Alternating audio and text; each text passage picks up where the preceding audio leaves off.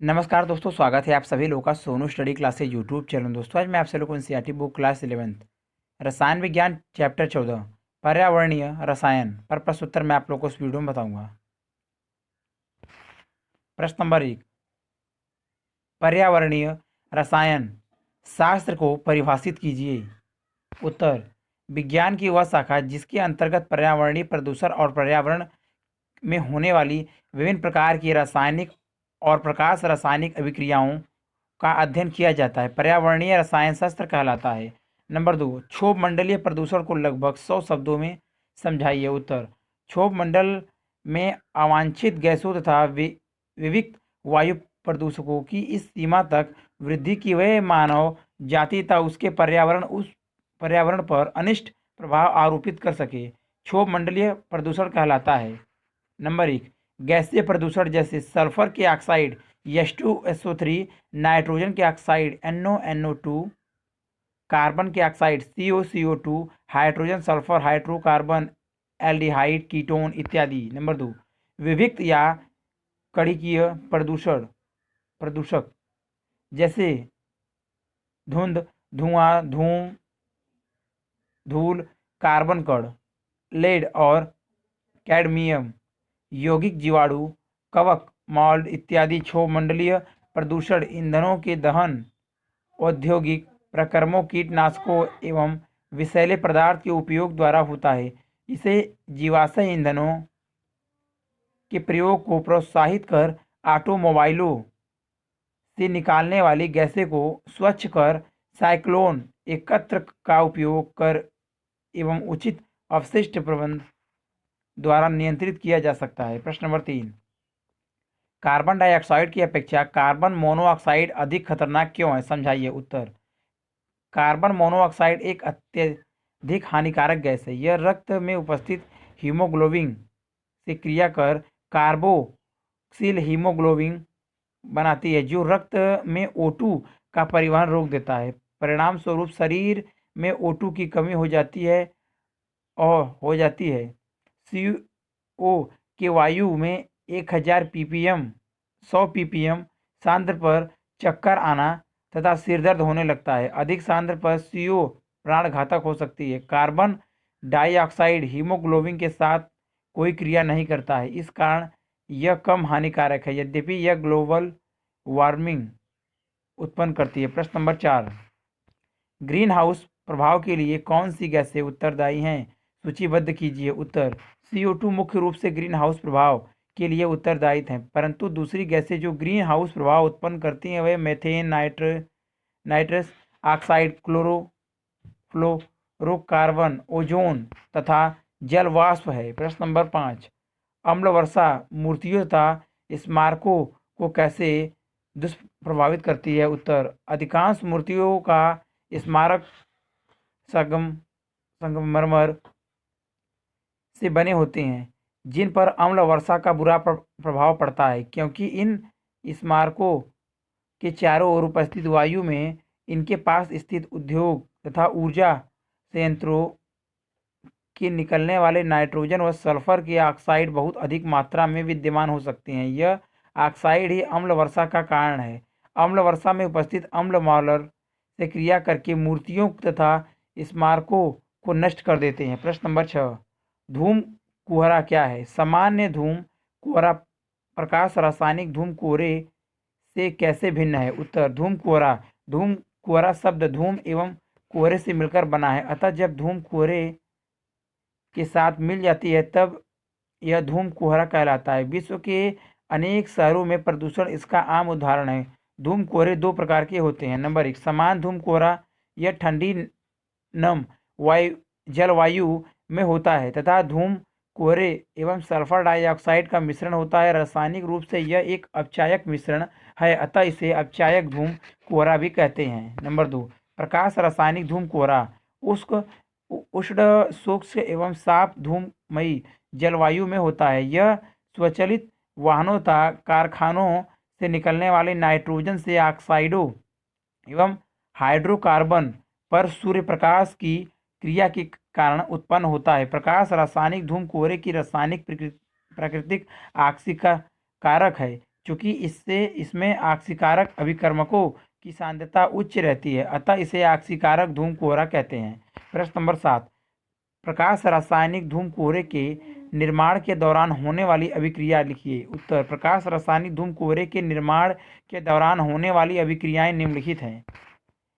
NO2G product HV, NOG plus OG, OG plus O2G product O3G, NOG plus O3G product NO2G plus O2G, 3H4 plus 3CH4 plus 2O3 product 3H single bond C double bond O single bond H plus 3H2O formaldehyde, hydrocarbon plus O product RCO मुक्त मूलक product O2 R single bond C double bond O single bond O single bond O,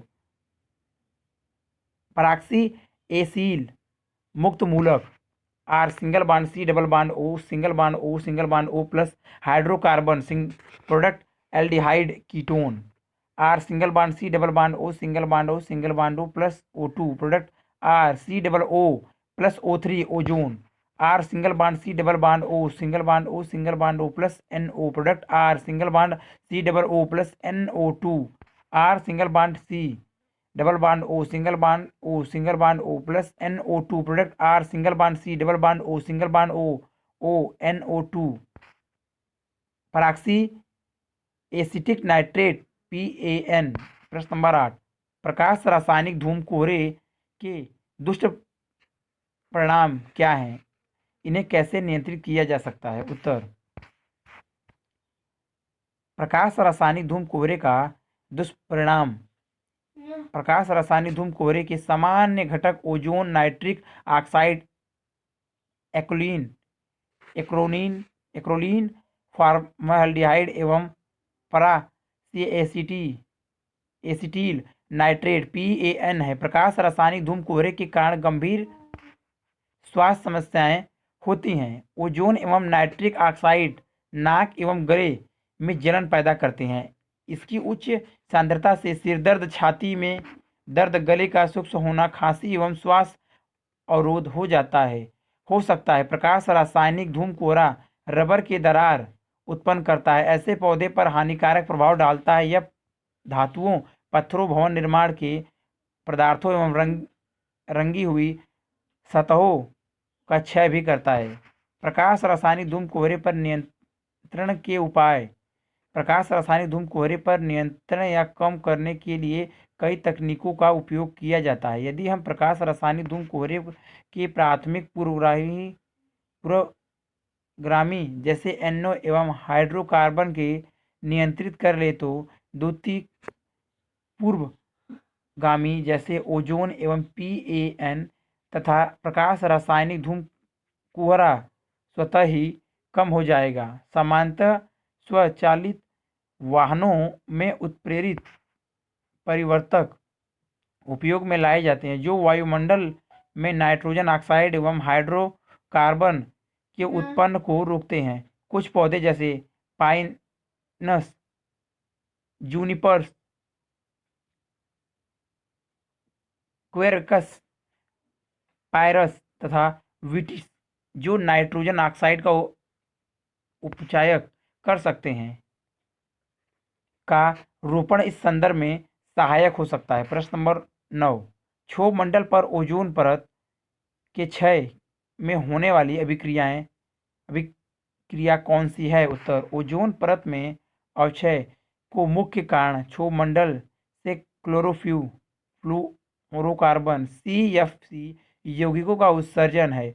CFC वायुमंडल की अन्य गैसों से मिश्रित होकर सीधे समताप मंडल में पहुंच जाते हैं। समताप मंडल में यह शक्तिशाली विकिरणों द्वारा अपघटित होकर क्लोरीन मुक्त मूलक उत्सर्जित करते हैं। CF2Cl2G product HV, Clg plus CF2Clg chlorine मुक्त मूलक तब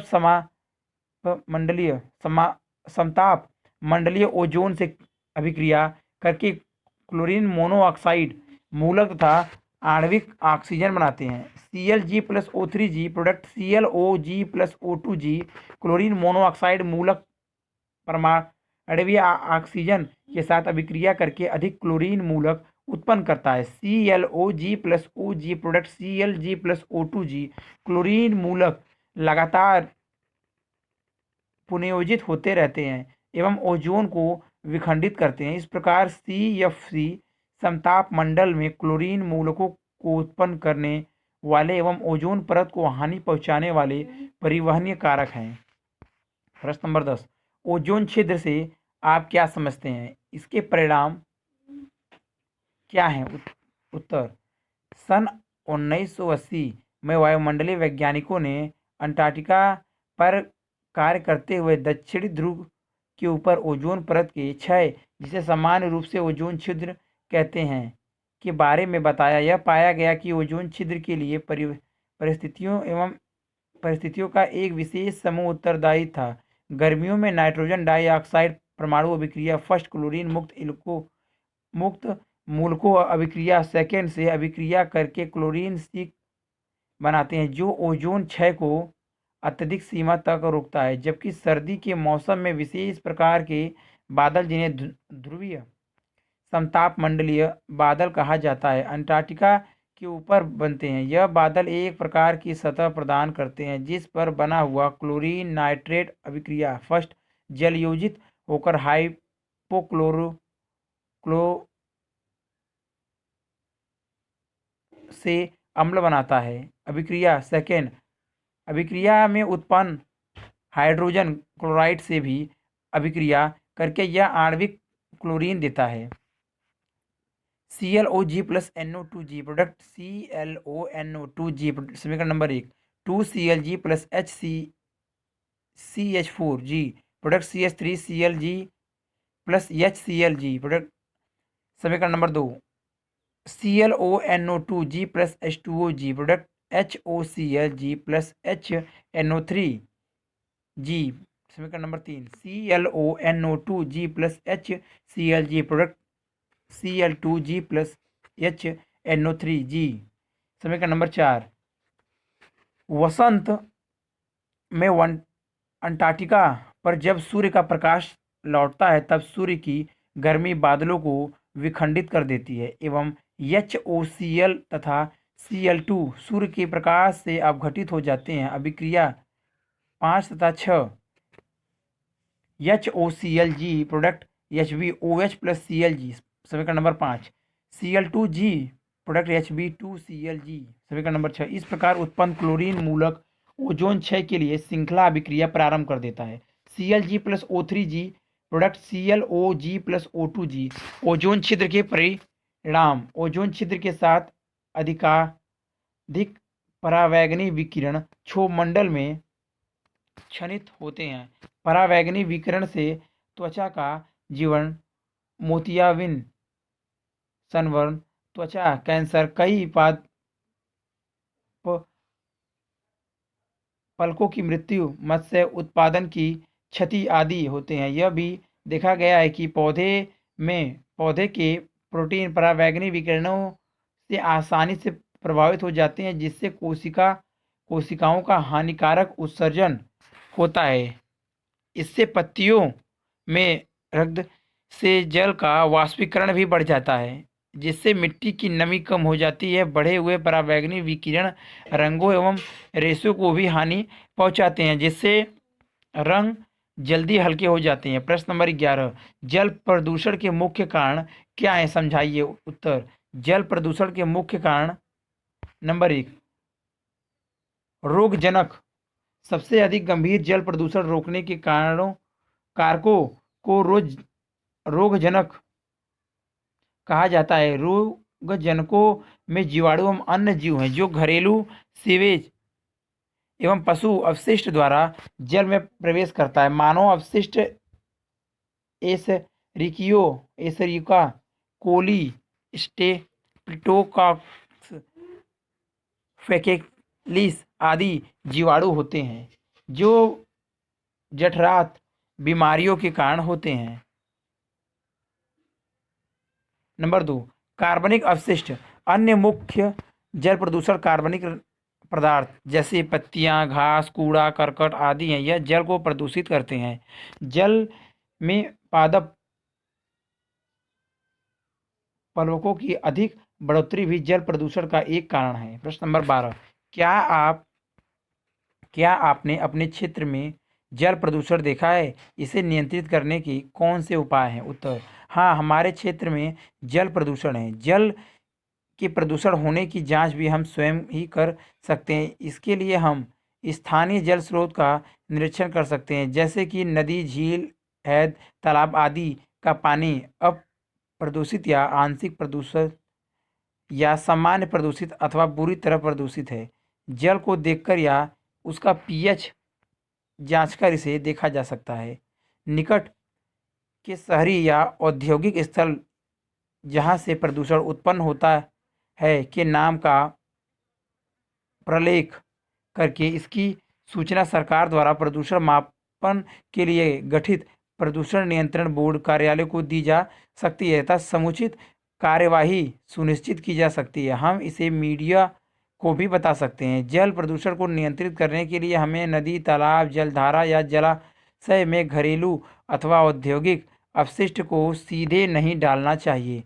बगीचे में रासायनिक उर्वरकों के स्थान पर कंपोस्ट का प्रयोग करना चाहिए। डीडीटी, मेलाथियान आदि कीटनाशी के प्रयोग से बचना चाहिए तथा यथासंभव नीम की सूखी पत्तियों का प्रयोग कीटनाशी के रूप में करना चाहिए। घरेलू पानी टंकी में पोटेशियम परमैंगनेट KMNO के कुछ क्रिस्टल अथवा ब्लीचिंग पाउडर की थोड़ी मात्रा डालनी चाहिए। प्रश्न नंबर 13, आप अपने जीव रासायनिक ऑक्सीजन आवश्यकता BOD से क्या समझते हैं? उत्तर, जल के एक नमूने के निश्चित आयतन में उपस्थित कार्बनिक पदार्थ को विखंडित करने के लिए जीवाणु द्वारा आवश्यक ऑक्सीजन को जैव रासायनिक ऑक्सीजन मांग BOD कहा जाता है। अतः जल में BOD की मात्रा कार्बनिक पदार्थ को जैविक रूप में विखंडित करने के लिए आवश्यक ऑक्सीजन की मात्रा होती है। स्वच्छ जल की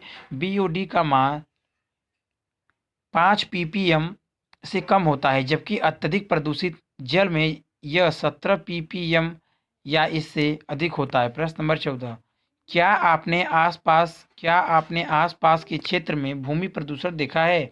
आप भूमि प्रदूषण को नियंत्रित करने के लिए क्या प्रयास करेंगे? उत्तर, हाँ, हमने अपने आसपास के क्षेत्र में भूमि प्रदूषण देखा है। भूमि प्रदूषण की रोकथाम के उपाय, मृदा प्रदूषण की रोकथाम के लिए हम निम्नलिखित उपाय कर सकते हैं।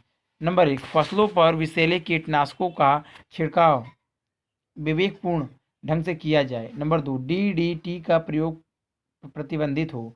नंबर 3, सिंचाई और उर्वरकों का प्रयोग करने से पहले मिट्टी और जल का वैज्ञानिक परीक्षण करा लेना चाहिए। नंबर 4, रासायनिक उर्वरकों के स्थान पर कंपोस्ट तथा हरी खाद के प्रयोग को वरीयता देनी चाहिए। नंबर 5, खेतों में जल के निकाय की उचित व्यवस्था की जानी चाहिए। नंबर 6, क्षारीय भूमि को वैज्ञानिक ढंग से शोधित किया जाना चाहिए। जिप्सम सिंचाई तथा रासायनिक खादों का प्रयोग करके क्षारीय मिट्टी क्षारीय मिट्टी को उर्वरक बनाया जा सकता है। नंबर 7, स्थानांतरणशील कृषि पर रोक लगाई जानी चाहिए। नंबर 8, मिट्टी के कटाव को रोकने के उपाय किए जाने चाहिए। नंबर 9, जीवांशों की वृद्धि के लिए खेतों में पेड़ पौधों की पत्तियों, डंठल, छिलके, जड़ों, तने आदि सड़ाए जाने चाहिए। नंबर 10, खेतों के किनारे पेड़ों पर और मेड़ों पर और ढालू भूमि पर वृक्षारोपण किया जाना चाहिए।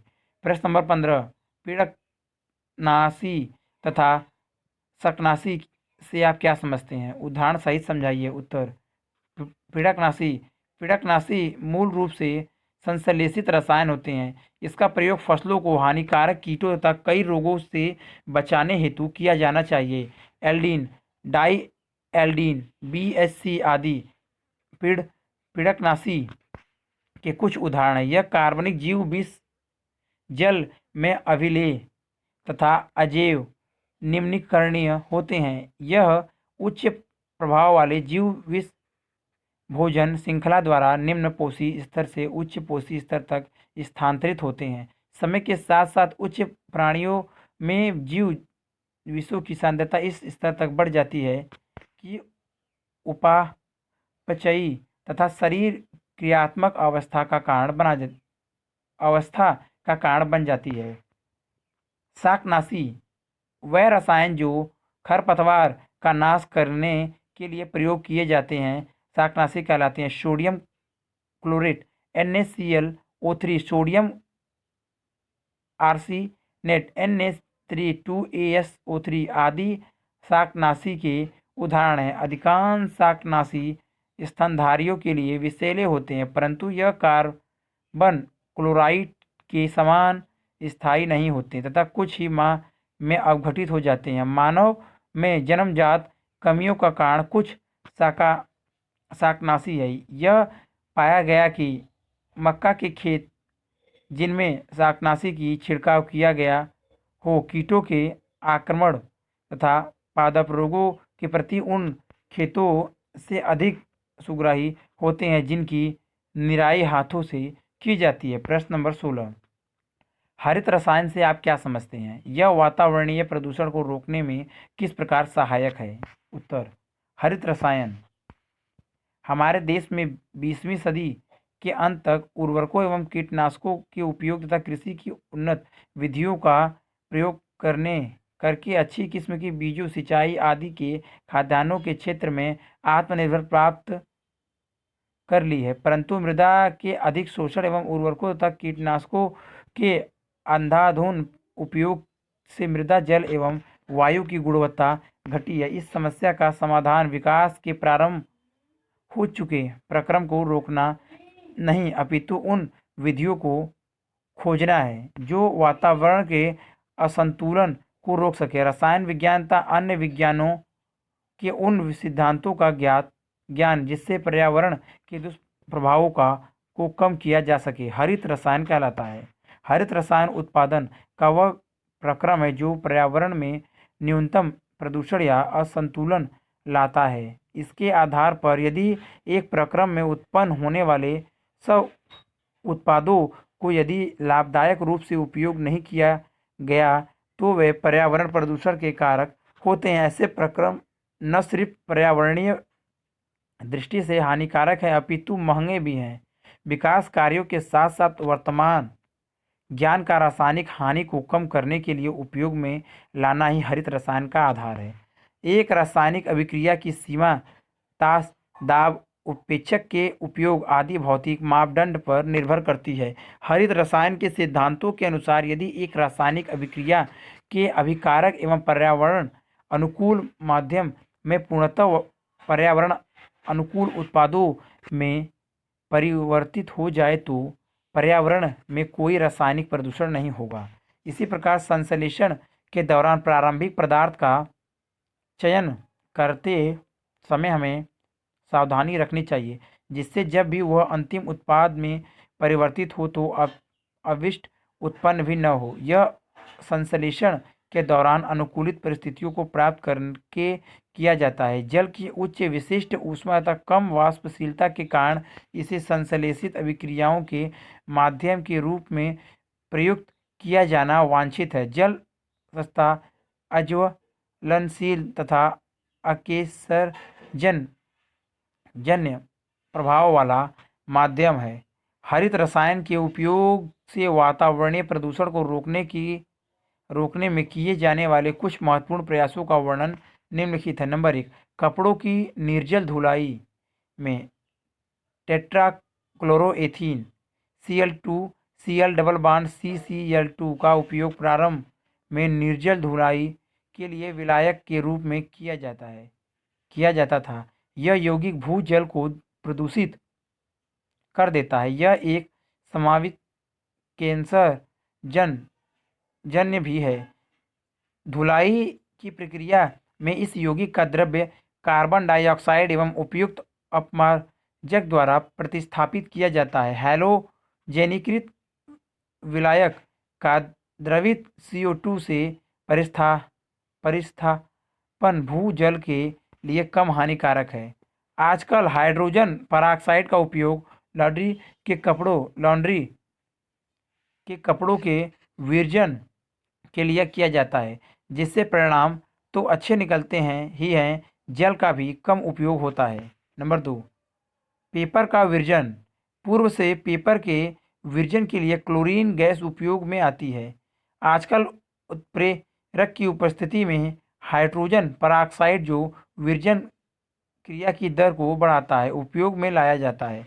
नंबर 3, रसायनों का संश्लेषण। औद्योगिक स्तर पर एथीन का ऑक्सीकरण आयनिक उत्प्रेरकों एवं जलीय माध्यम की उपस्थिति में करवाया जाए तो लगभग 90% एथेनॉल प्राप्त होता है।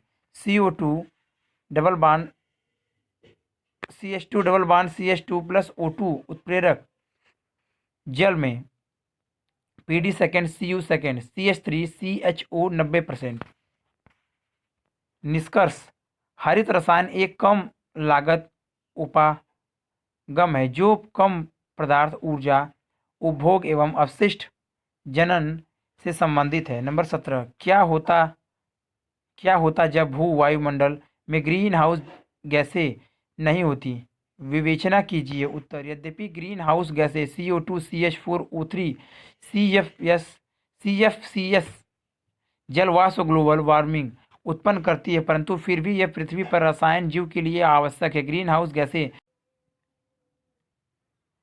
हाउस गैसें पृथ्वी की सतह से विकिरणित सौर ऊर्जा को अवशोषित करके वातावरण को गर्म रखती हैं, जो पृथ्वी पर प्राणियों की जीवन तथा पादपों की वृद्धि के लिए आवश्यक है। कार्बन डाइऑक्साइड CO2 प्रकाश संश्लेषण द्वारा पादपों के भोजन बनाने के लिए आवश्यक है। ओजोन एक छाते की तरह कार्य करती है तथा हमें हानिकारक परावैंगनिक विकिरणों से बचाती हैं। अतः यदि पृथ्वी के वायुमंडल को ग्रीन हाउस गैसों से पूर्ण रूप से मुक्त कर दिया जाए तो पृथ्वी पर न तो प्राणी शेष रहेंगे और न ही पादप। प्रश्न नंबर 18, एक झील में अचानक असंख्य मृत मछलियां तैरती हुई मिली। इसके कोई विषाक्त पदार्थ नहीं था, परंतु बहुतायत में पादप लवक पाए गए। मछलियों के मरने का कारण बताइए। उत्तर, पादप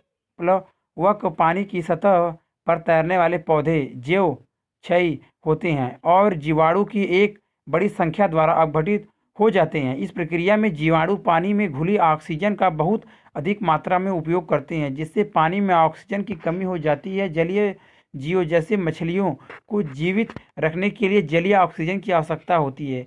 जब पानी में घुली ऑक्सीजन का स्तर एक निश्चित स्तर 6 ppm से नीचे पहुंच जाता है तो मछलियां मृत होकर पानी की सतह ऊपर तैरने लगती हैं। प्रश्न नंबर 19, घरेलू अवशिष्ट किस प्रकार खाद्य के रूप में काम आ सकते हैं? उत्तर, घरेलू अपशिष्ट पदार्थों के जैव क्षयी भाग को कुछ महीनों के लिए भूमि में दबा देने पर खाद्य के रूप में काम में लाया जा सकता है। समय बीतने के साथ यह खाद्य में परिवर्तित हो जाता है। घरेलू अपशिष्ट का अजैव क्षयी भाग जैसे कांच, प्लास्टिक, धातु की खुरचन इत्यादि जो सूक्ष्म जीवों द्वारा अपघटित नहीं होती, खाद्य के रूप में प्रयोग नहीं किया जा सकता। यह भाग पुनः प्रक्रमण के लिए कारखानों में भेज दिया जाता है।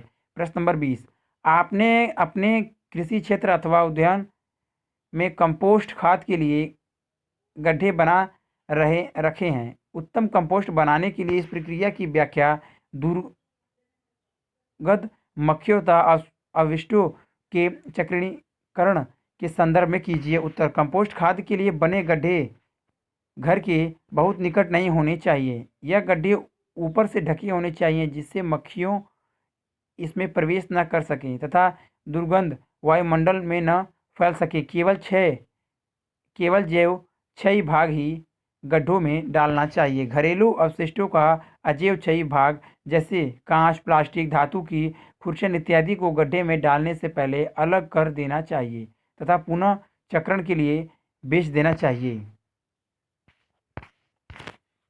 अगर वीडियो अच्छी लगी तो वीडियो को लाइक करें, शेयर करें, कमेंट करें और नेक्स्ट वीडियो के लिए चैनल को सब्सक्राइब ज़रूर करें। Thank you for watching.